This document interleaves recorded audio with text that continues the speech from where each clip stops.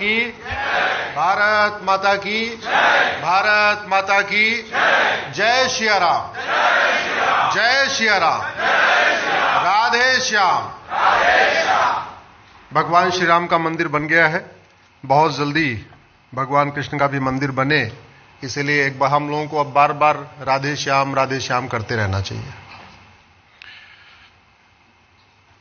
मैं पहले इंजीनियर था, अब वकील हूं, इसलिए मेरा यह मानना है मानव निर्मित कोई भी समस्या लाइलाज नहीं होती। बहुत दिन मैंने जापानियों के साथ काम किया जब मैं मारुति में था, और जापानियों का फर्म बिलीफ है और मेरा भी फर्म बिलीफ है कि मानव निर्मित कोई भी समस्या लाइलाज नहीं होती। केवल ऊपर वाले की समस्या, भूकंप, बाढ़, सुनामी, उसका हमारे पास इलाज नहीं है, अदरवाइज जो नीचे की समस्या है उसका सबका इलाज है।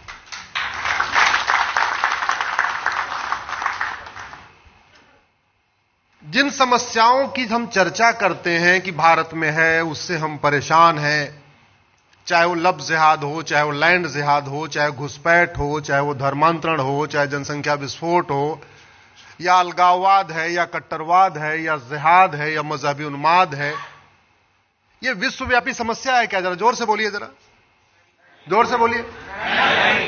ये वर्ल्ड वाइड समस्या नहीं है, ये हमारे यहां समस्या है। अब सवाल ये उठता है, हमारी भूमि बड़ी पवित्र है, भगवान श्री राम ने यहां जन्म लिया, भगवान कृष्ण ने यहां जन्म लिया, भगवान महावीर ने यहां जन्म लिया, गौतम बुद्ध ने यहां जन्म लिया, भगवान शंकराचार्य जी ने यहां जन्म लिया, भगवान हनुमान जी ने यहां जन्म लिया, सारे देवी देवताओं ने यहां जन्म लिया। इसके बावजूद हम सारी समस्याओं से पीड़ित हैं। चीन में किसी देवी देवता ने जन्म नहीं लिया, सिंगापुर में किसी देवी देवता ने जन्म नहीं लिया, न्यूजीलैंड में किसी देवी देवता ने जन्म नहीं लिया। वहां यह समस्या क्यों नहीं है? वहां क्यों नहीं है? चीन में लफ्ज़ जिहाद होता है क्या? चीन में घुसपैठ होती है क्या? चीन में सड़क के किनारे, रेलवे लाइन किनारे अवैध निर्माण होता है क्या? सिंगापुर में ड्रग स्मगलिंग होती है क्या? नहीं। तो हमारे यहां क्यों है? हम लोग जिस लक्ष्य को लेके चले हैं, राम राज्य, उसको 4 शब्दों में कह सकते हैं। मेरे साथ जोर से बोलिए, धर्म की, अधर्म का, प्राणियों में, विश्व का। और ये चारों सप्लीमेंट है और कंप्लीमेंट है, एक दूसरे के पूरक है, अलग नहीं हो सकते। और इन चारों को करना केवल हमारा काम नहीं है। केवल धर्म की जय करना समाज का काम है, अधर्म का नाश करना शासक का काम है। अधर्म का नाश करना हाईकोर्ट का काम है, सुप्रीम कोर्ट का काम है, संसद का काम है, विधानसभा का काम है। अधर्म का नाश करना थाने का काम है, तहसील का काम है, जिले का काम है। अधर्म का नाश करना हवलदार का काम है, थानेदार का काम है, पेशकार का काम है, तहसीलदार का काम है, कलेक्टर का काम है। यह हमारा काम नहीं है। हमारा काम केवल और केवल धर्म की जय करना। ये सारे जितने बने हुए विधायिका, कार्यपालिका, न्यायपालिका, इनको जो वेतन, भत्ता, गाड़ी, बंगला मिलता है, केवल और केवल अधर्म का नाश करने के लिए मिलता है। इनको घूमने टहलने के लिए नहीं मिलता। ये जो जहाज से घूमते हैं, चार्टर्ड प्लेन से घूमते हैं, वीआईपी लाइफ जीते हैं, किस लिए जीते हैं? केवल सड़क बना के उसमें 20% कमीशन लेने के लिए, हाईवे बना के उसमें 20% कमीशन लेने के लिए, हॉस्पिटल खड़ी करके उसमें 20% कमीशन लेने के लिए नहीं। उनकी प्राइमरी ड्यूटी है अधर्म का नाश करने के लिए कानून बनाना। जैसे डॉक्टर की प्राइमरी ड्यूटी है बढ़िया दवाई देना, ड्राइवर की प्राइमरी ड्यूटी है अच्छी तरीके गाड़ी चलाना, वैसे ही सांसद, विधायक की प्राइमरी ड्यूटी है सर्वोत्तम कानूनों का निर्माण करना। अगर हमारे यहां घुसपैठ है, सिंगापुर में नहीं है, न्यूजीलैंड में नहीं है, चीन में नहीं है, जापान में नहीं है, इसका मतलब हमारा कानून घटिया है, उनका कानून अच्छा है। और कानून बनाने की कोई लागत आती है क्या? बोलिए जरा, कोई लागत आती है क्या? नहीं। तो यानी वो सारे काम होते हैं जहां 20% कमीशन मिलता है। सड़क बनती है, हाईवे बनता है, रेलवे पुल बनता है, स्कूल बनता है, हॉस्पिटल बनता है, वो सब कुछ बनता है जहां 20% कमीशन मिलता है। लेकिन जहां मुफ्त में घुसपैठ रोकी जा सकती है, मुफ्त में धर्मांतरण रोका जा सकता है, मुफ्त में लैंड जिहाद रोका जा सकता है, मुफ्त में लफ्ज़ जिहाद रोका जा सकता है कानून बना के, वो काम नहीं होता। और एक बात आपको बताऊं, आज थोड़ा कड़वा कड़वा सुनिएगा, मीठा झूठ बोलता नहीं हूं। मीठा झूठ बोलता तो सांसद विधायक मंत्री बन चुका होता। कड़वा सच बोलता हूं, इसलिए आज तक पार्षद प्रधान भी नहीं बन पाया। ऐसे छोटी सभाओं में बैठक करके हम अपना लक्ष्य नहीं प्राप्त कर पाएंगे। हमें बनना पड़ेगा मुंबई का आजाद मैदान, दिल्ली का रामलीला मैदान, कलकत्ता का ब्रिगेड मैदान। हर एक राज्य में, राजधानियों में बड़े बड़े 1-1 लाख के बड़े बड़े मैदान होते हैं। हमें वो मैदान भरना पड़ेगा। और वो मैदान कैसे भरेगा? आप जरा सोचिए, 12 साल पहले या 14 साल पहले अन्ना आंदोलन पूरे देश में हुआ कि नहीं? लोग सड़कों पे उतरे कि नहीं? क्यों? क्योंकि सबको एक आशा दिख रही थी, एक स्वार्थ दिख रहा था। क्या स्वार्थ था? लोकपाल आएगा, थाने का भ्रष्टाचार खत्म हो जाएगा। लोकपाल आएगा, तहसील का भ्रष्टाचार खत्म हो जाएगा। लोकपाल आएगा, लेखपाल पैसा नहीं मांगेगा, हवलदार पैसा नहीं मांगेगा, थानेदार पैसा नहीं मांगेगा, नगर निगम वाला पैसा नहीं मांगेगा, ये नहीं मांगेगा, ये नहीं मांगेगा। उन्होंने दे दिया। हम भी उसी पार्टी में थे, हम भी उसी टीम में थे, वो काम हमने भी किया। हमारे साथ लोग कॉमन मैन बड़ी संख्या में जुड़े, वो तभी हो पाएगा जब हम कहेंगे राम राज्य आएगा या हिंदू राष्ट्र आएगा तो घूसखोरी खत्म होगी, कमीशनखोरी खत्म होगी, जमाखोरी खत्म होगी, मिलावटखोरी खत्म होगी। जब राम राज्य आएगा नशा तस्करी रुकेगी, मानव तस्करी रुकेगी, अश्लीलता रुकेगी, अवैध निर्माण रुकेगा। हमारे साथ तब लोग जुड़ेंगे जब सब ये कहेंगे हम राम राज्य आएगा, थाने पे कोई पैसा नहीं लेगा, तहसील में कोई पैसा नहीं लेगा, जिले में कोई पैसा नहीं लेगा। जब राम राज्य आएगा तुम्हें तारीख पे तारीख नहीं मिलेगी, तुम्हें 6-6 महीने के अंदर न्याय मिलेगा, तब हमसे कॉमन मैन जुड़ेगा।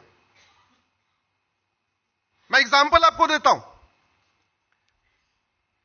राजू की ज्यादा हत्या हुई, कृष्णा की हुई, शिवम की हुई, बादल की हुई, नीलेश की हुई, कमलेश की हुई, गंगाराम की हुई, डॉक्टर नारंग की हुई, रतनलाल की हुई, अभिजीत की हुई, रामलिंगम की हुई, रिंकू शर्मा हुई, ध्रुव त्यागी हुई, चंदन गुप्ता हुई, बंधु प्रकाश हुई, रचित जाट हुई, प्रियंका रेड्डी हुई, अंकित शर्मा हुई, दिलवन नेगी हुई, हिना तलरेजा हुई, ट्विंकल शर्मा हुई, किशन भरवाड़ हुई, अंकित सक्सेना हुई, कमलेश तिवारी हुई, निकिता राजपूत हुई, कन्हैया लाल राजस्थान में हुई, उमेश कोल्हे महाराष्ट्र में हुई, नेहा फयाज की हुई, इसके अलावा उर्वी की हुई, मानसी की हुई, रूबी कुमारी हुई, ममता की हुई, रविता की हुई, अंजलि की हुई, ममता की हुई, निधि की हुई, अदिति की हुई, आद्या की हुई, अमृता की हुई, अभिलाषा की हुई, भावना की हुई, बीना की हुई, दीपा की हुई, छवि की हुई, दृष्टि की हुई, इसका की हुई, एकता की हुई, लक्षिता की हुई, रिया की हुई, नीना की हुई, कनिषा की हुई, हर्षिता की हुई। और जब जब हत्या हुई हमने क्या किया? ट्विटर पे ट्रेंडिंग किया, justice for Nikita, justice for Ruby, justice for ये, जस्टिस फॉर ये, जस्टिस फॉर ये। किसी वहसी दरिंदे को आजीवन कारावास फांसी हुई क्या आज तक? जोर से बोलिए जरा। ये जितने मैंने नाम लिए, ये वो नाम लिए हैं जिनके लिए ट्विटर पे 1-1 लाख 2-2 लाख ट्वीट हुए। ये मैंने वो नाम लिए हैं जिसके लिए भाई सुरेश चौहान जी ने रात को बिंदास बोल किया। मैंने वो नाम लिए। मैंने वो नाम लिए हैं जिसको फेसबुक ट्विटर पे बड़ी बड़ी फोटो शेयर की गई। मैंने वो नाम लिए हैं जिसके लिए नेताओं ने बयान दिया।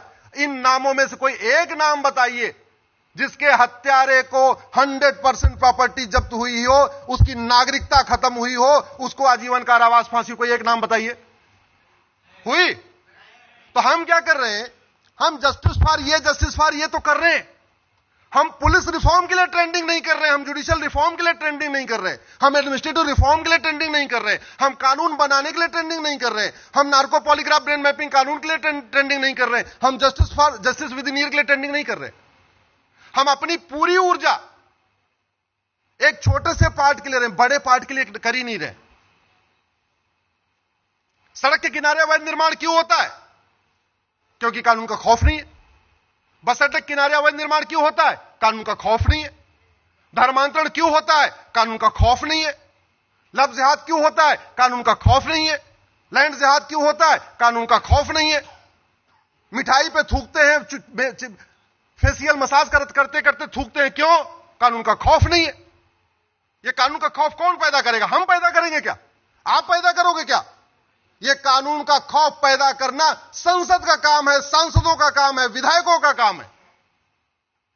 और जो समस्या राष्ट्रीय हो उसका समाधान राष्ट्रीय स्तर पर होना चाहिए। धर्मांतरण राष्ट्रीय समस्या है तो धर्मांतरण के लिए कानून कहां बनना चाहिए? संसद में। और नहीं, क्यों नहीं बन रहा है? उनको ही पता है। ये 500-600 लोग हैं, सेमिनार कर लेंगे, कोई बात नहीं, कुछ उसके अलावा कुछ करने वाले नहीं है, उसके अलावा उनको कोई दम नहीं है। उनको पता है, उनको पता है गरीबी बढ़ाते रहो, उसके बाद मुफ्त में 5 किलो अनाज देते रहो, अपनी दुकान चलाते रहो। कहां से हिंदू जागेगा? वो तो 5 किलो अनाज के लिए ऑलरेडी हुआ है कि उसको महीने में 5 किलो अनाज चाहिए। मैं बार बार ये कह रहा हूं, हमारे साथ तब लोग जुड़ेंगे, इस पे आप लोग चिंतन करिए। मैं गलत भी हो सकता हूं, मैं ये नहीं कह रहा हूं जो मैं सोच रहा हूं वही सही सोच रहा हूं। मैं आपके सामने एकदम कॉन्फेस कर रहा हूं कि मेरी बात को एक बार आप सोचना, हमारे साथ कॉमन मैन क्यों नहीं जुड़ पा रहा है? हमारा लक्ष्य इतना अच्छा है, इतना स्पष्ट है, क्या हम मुंबई का आजाद मैदान, दिल्ली का रामलीला मैदान, कलकत्ता का ब्रिगेड मैदान भर सकते हैं क्या? नहीं। जब नहीं भर सकते हैं तो समाधान नहीं निकलेगा। ऐसा क्या कारण है? हमारी डिमांड वाजिब है, इसके बावजूद लोग संसद में नहीं इसको आवाज उठाते। मैंने एक पीआईएल फाइल किया धर्मांतरण के खिलाफ, मेरी पीआईएल को डिसमिस कराने के लिए 10 पिटीशन और आई, और 10 बड़े सीनियर वकील खड़े होते हैं, नाम नहीं बताना चाहूंगा, 10 दिग्गज वकील खड़े होते हैं। उसमें एक भूतपूर्व कानून मंत्री है, एक भूतपूर्व वित्त मंत्री है, और एक भूतपूर्व विदेश मंत्री है। वो खड़े होकर कह रहे हैं इनकी पिटीशन गड़बड़ है, डिसमिस कर दो। हम केवल इतना कह रहे हैं कि धर्मांतरण को राष्ट्रीय सुरक्षा के लिए खतरा घोषित कर दो, धर्मांतरण को देश की एकता अखंडता के लिए खतरा घोषित कर दो, धर्मांतरण को एक ऑर्गेनाइज क्राइम घोषित कर दो, इतनी हमारी मांग है। लेकिन पीआईएल की एक लिमिट होती है, धर्मांतरण के खिलाफ कठोर कानून संसद में एक दिन में बन सकता है, एक दिन में बन सकता है। कोर्ट में तो तारीख पे तारीख चलती है। मेरा आप लोगों से आग्रह है कि आप लोग इस बात को पहले चिंतन करिए कि हमारे साथ कॉमन मैन, जैसे अन्ना आंदोलन में सड़क पे उतरा था, युवा उतरा था, गरीब उतरा था, पूरब वाले उतरे, पश्चिम वाले उतरे, दक्षिण वाले उतरे, बिहार वाले उतरे, बंगाल वाले उतरे, वैसे हमारी मांग को लेकर कब उतरेंगे, कैसे उतरेंगे, इस पे चिंतन करिए। और मेरा मानना वो तभी उतरेंगे जब उनको कुछ दिखाई पड़ेगा। जैसे उनको एक दिखाया गया कि लोकपाल आएगा तो ये खत्म हो जाएगा, वैसे अगर हम दिखाएं कि हमारा राम राज्य आएगा तो ये खत्म हो जाएगा। उसके बिना लोग सड़क पर नहीं उतरेंगे। कानून कितना घटिया है, मैं इसका आपको एग्जाम्पल देता हूं। 2 महीने पुराना, और नारा दिया गया था। मैं क्यों कह रहा हूं स्पष्टता जरूरी है। जैसे नारा दिया गया अब की बार 400 पार, दिया गया नारा ना, लेकिन बताया नहीं क्यों चाहिए अब की बार 400 पार। मैंने तो घूम घूम के बताया था अब की बार 400 पार बीजेपी का 2024 का नारा है। आप लोग मेरे ट्विटर पे जाइएगा, अब की बार 400 पार मेरा 2022 का नारा है। मैं 2022 में 90 जिलों में गया था, 2023 में 115 जिलों में गया था, 2024 में ये मेरा 57वां कार्यक्रम है। ये 2023 में केवल एक रविवार में अपने घर में था, क्योंकि 12 नवंबर को दीपावली थी। इसके अलावा मैं रविवार शनिवार अपने घर में था ही नहीं। मेरी तो लाइफ हो चुकी है मंडे टू फ्राइडे कोर्ट में।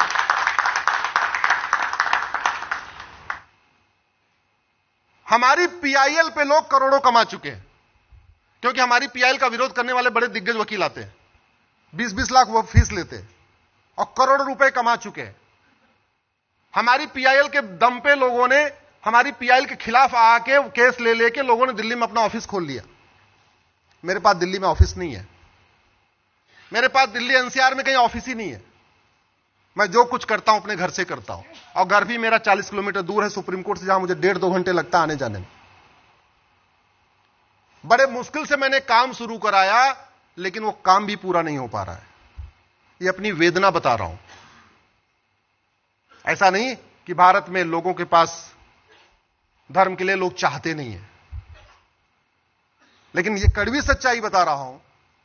हमारे खिलाफ भूतपूर्व गृह मंत्री, भूतपूर्व वित्त मंत्री खड़े होते हैं, हमारी पीआईएल का विरोध करने के लिए 10-10 लाख रुपए लेते हैं, लेकिन मुझे ऐसा कभी कोई समर्थन नहीं हुआ। सुरेश चौहान जी बैठे हैं, वो अच्छी तरीके जानते हैं। मैंने छोटा सा प्लॉट लिया दिल्ली में, तो मैं ले ही नहीं सकता, मेरी औकात नहीं है। मैंने गाजियाबाद में लिया, उसका भी मैं निर्माण नहीं करा पा रहा हूं। क्यों? क्योंकि मुंह से समर्थन बहुत अच्छा है, ओरल समर्थन खूब है, और कोई समर्थन नहीं है। कई बार फ्रस्ट्रेशन भी होती है, कि मेरे साथ के वकीलों के पास दिल्ली में ऑफिस है, मेरे साथ के वकील मर्सिडीज से चलते हैं, मेरे साथ के वकील वीकेंड मनाते हैं। मैं वैगनार से चलता हूं, वो भी सीएनजी लगी हुई। मैं वीकेंड नहीं मनाता, मैं बच्चों के साथ डिनर करने नहीं जाता, मैं बच्चों के साथ कहीं घूम नहीं पाता। मेरा Monday to Friday court, Saturday Sunday बाहर गुजर जाता है। सोचता हूं इस चीज को, लेकिन फिर सोचता हूं कि छत्रपति शिवाजी महाराज ने तो कुछ नहीं सोचा ऐसा। अगर छत्रपति शिवाजी महाराज ऐसा सोचते तब क्या होता, सावरकर जी ऐसा सोचते तब क्या होता, गुरु गोविंद सिंह जी ऐसा सोचते तब क्या होता। उन्हीं महापुरुषों से प्रेरणा मिलती है और फिर अपने काम में लग जाते हैं। यह यात्रा हमारी चलती रहती है।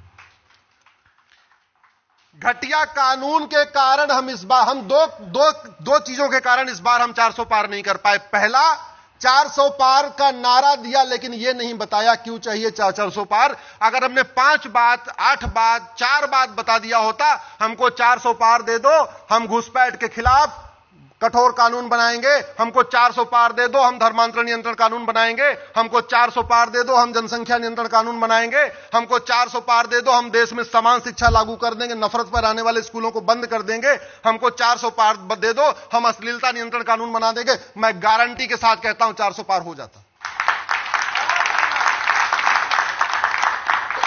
इसी 400 पार से हमें यह सबक लेना चाहिए। हम केवल कहेंगे हिंदू राष्ट्र बनाएंगे, हिंदू राष्ट्र बनाएंगे, राम राज्य लाएंगे, हमें समर्थन नहीं मिलेगा जब तक हम यह नहीं बताएंगे हिंदू राष्ट्र से यह खत्म होगा, घूसखोरी खत्म होगी, जमाखोरी खत्म होगी, मिलावटखोरी खत्म होगी, घुसपैठ खत्म होगा। हम जब तक उसके कारण नहीं बताएंगे तब तक हमें भी वो समर्थन नहीं मिलेगा। नारा भी आपने देख लिया एग्जाम्पल।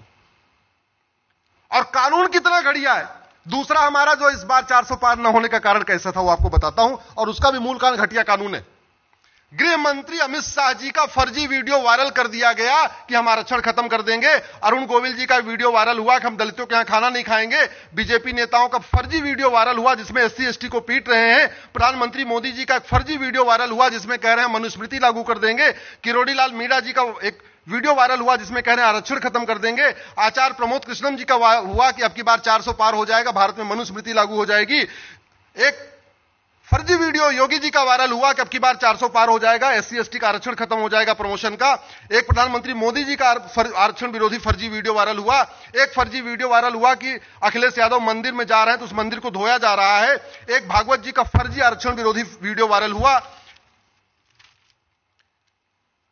इसके अलावा एक मोदी जी का फर्जी वीडियो वायरल हुआ जिसमें वो मराठा समुदाय को लुटेरा कह रहे हैं। एक फर्जी वीडियो वायरल हुआ योगी जी अमित शाह जी का जिसमें वो ठाकुरों को गाली दे रहे हैं। एक योगी जी का फर्जी वीडियो वायरल हुआ जिसमें वो ब्राह्मणों को गाली दे रहे हैं। एक फर्जी वीडियो वायरल हुआ कि दलितों ने वोट नहीं दिया, फर्स्ट फेज में उनकी पिटाई हो रही है। एक प्रधानमंत्री जी का फर्जी वीडियो वायरल हुआ जिसमें वो सिखों का अपमान कर रहे हैं। एक फर्जी वीडियो वायरल हुआ विश्व हिंदू परिषद का कि नहीं, राष्ट्रपति द्रौपदी मुर्मू जी को नहीं बुलाना है क्योंकि वो दलित हैं। एक फर्जी वीडियो अमित शाह जी का फर्जी वीडियो वायरल हुआ जिसमें वो कह रहे हैं कि जो मोदी जी की गारंटी है, गारंटी नहीं है, जुमला है। एक और फर्जी वीडियो वायरल हुआ, वो उसमें आधा सही आधा गलत था, जिसमें नड्डा जी कह रहे हैं हमको आरएसएस की जरूरत ही नहीं है। एक प्रधानमंत्री जी का फर्जी वीडियो कर्नाटक में वायरल हुआ जिसमें कह रहे हैं कर्नाटक के लोग पापी होते हैं। एक फर्जी और वीडियो वायरल हुआ जिसमें प्रधानमंत्री जी योगी जी को धक्का देकर काशी विश्वनाथ मंदिर में पीछे कर रहे हैं। एक और ऐसे अनेक फर्जी वीडियो वायरल हुए। और ये फर्जी वीडियो हमारा आपका आम आदमी का नहीं, आम जनता का नहीं है, सांसदों का फर्जी वीडियो है, गृह मंत्री अमित शाह जी का फर्जी वीडियो है, प्रधानमंत्री मोदी जी का फर्जी वीडियो है। और मैं गारंटी के साथ कहता हूं ये जितने फर्जी वीडियो वायरल हुए इनको कुछ नहीं होगा। ये फर्जी वीडियो इसलिए वायरल हुए क्योंकि हमारे पास साइबर क्राइम के खिलाफ कठोर कानून नहीं है।